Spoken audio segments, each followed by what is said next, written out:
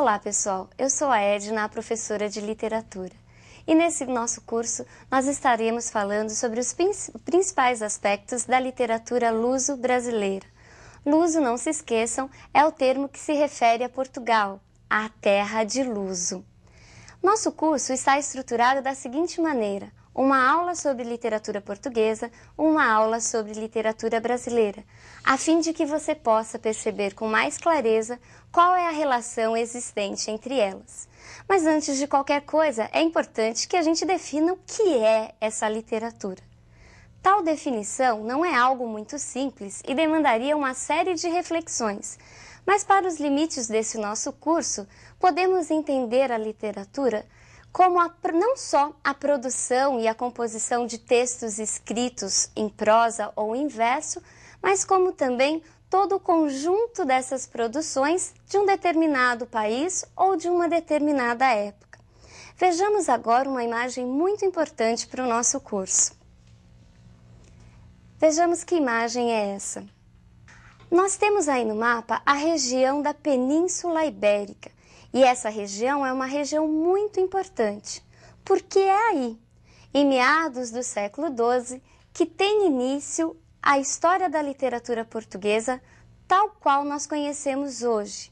Isso lá por volta do século XII, quando Portugal se constitui como um Estado independente.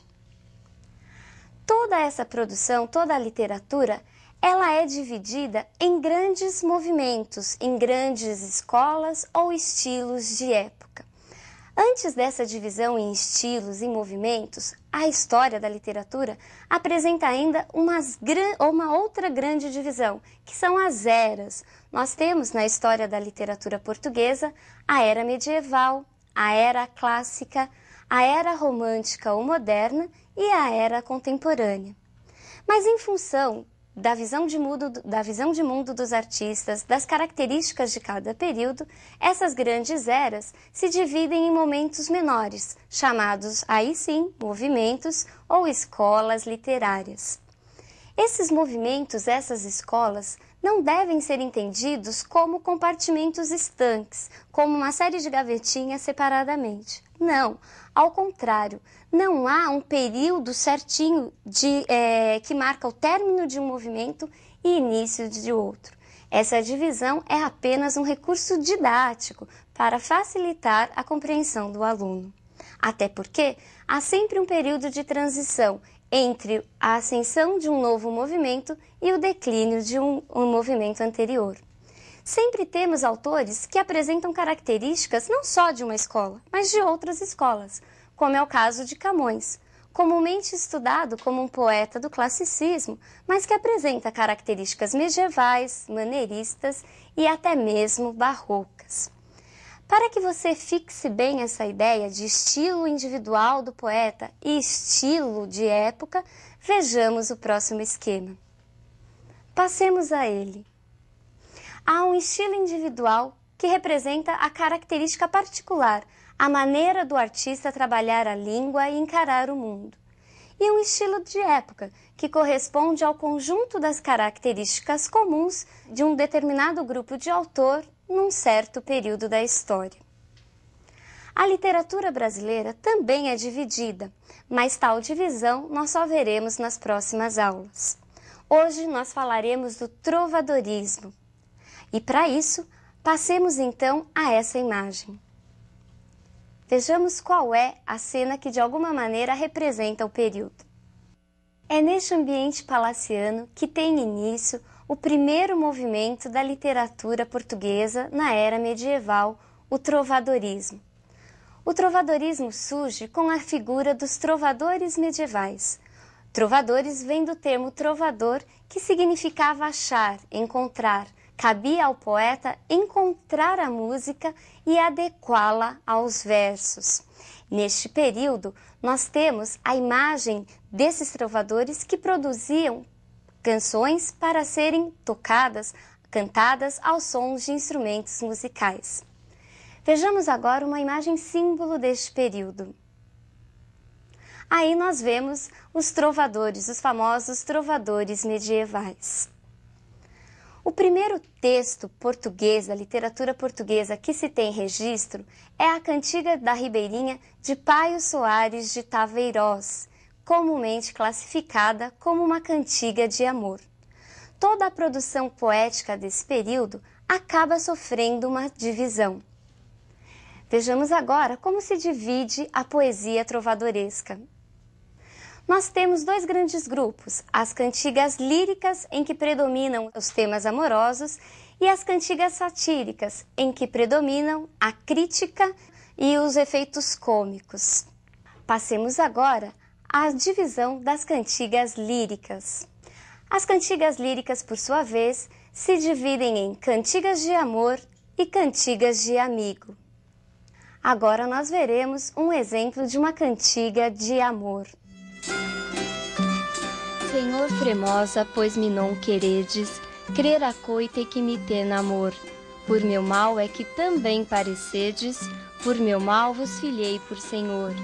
E por meu mal tão mui bem oí, dizer de vós por meu mal vos vi, pois meu mal é quanto bem vós havedes. O que nós temos aqui? Nós temos aqui um poeta que se dirige, um trovador, que se dirige à sua amada, que mostra-se indiferente ao seu sofrimento de amor, o que na época era conhecido como coita, como sofrimento amoroso.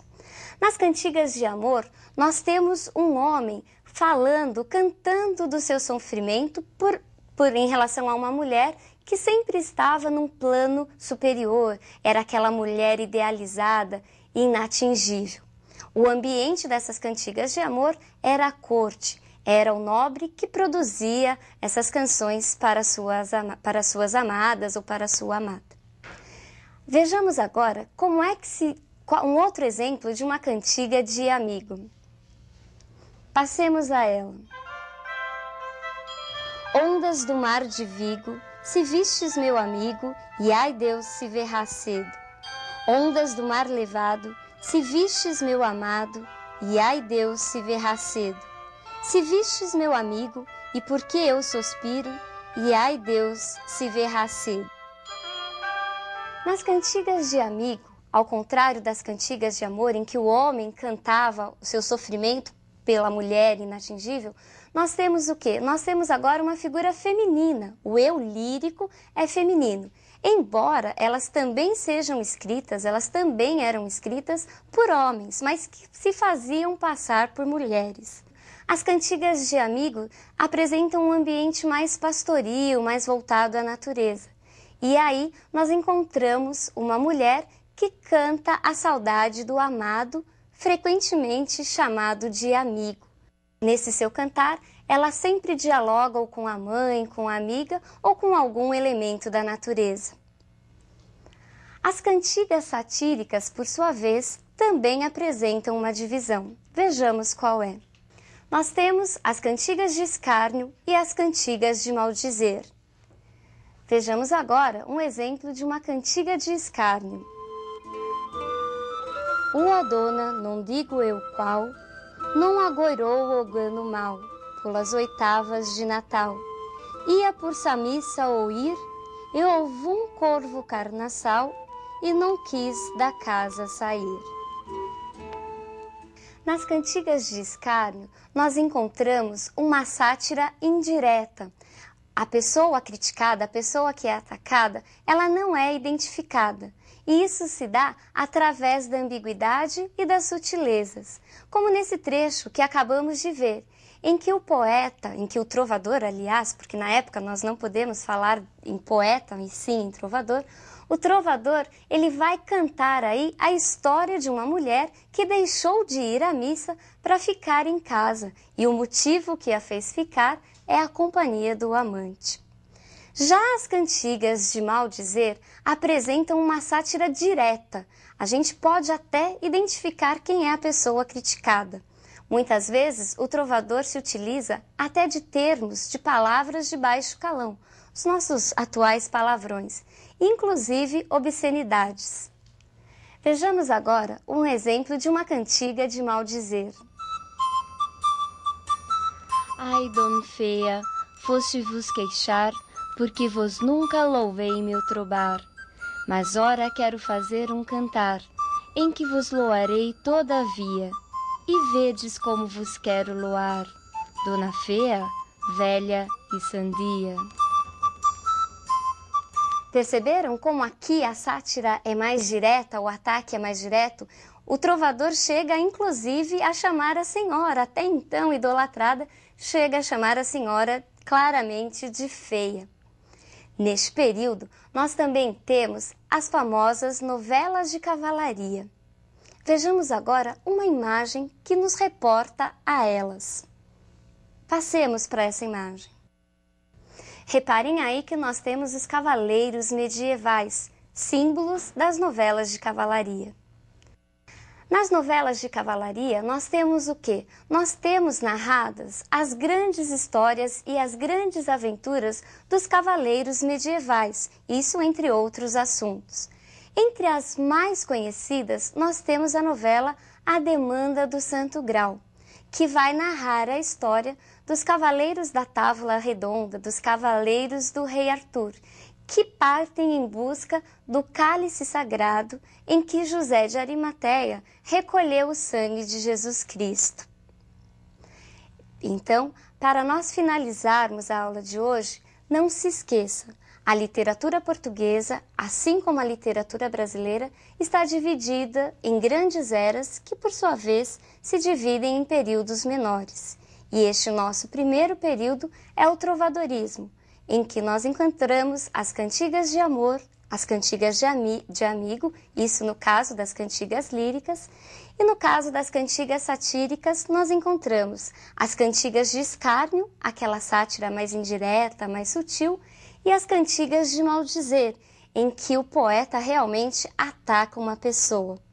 E ainda as novelas de cavalaria, que vão narrar os grandes feitos dos cavaleiros medievais. Por hoje é só, e até a nossa próxima aula.